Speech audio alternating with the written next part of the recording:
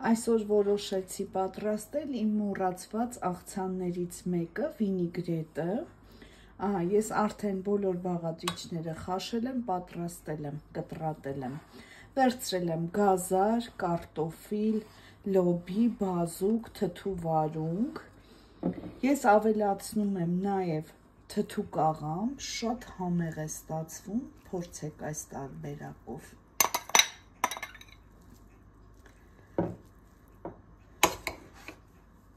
Կավելացնեմ սև պղպեղ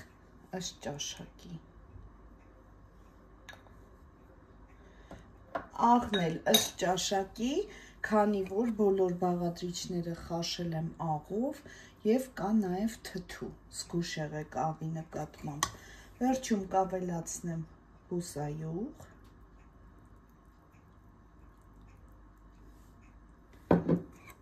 Սովորաբար սոխել են ավելացնում, դա ըստ ճաշակի է, ես այսօր չեմ ավելացնելու։ Կարող եք և կանաչ սոխ, և սովորական գլուխ սոխ կտրատել։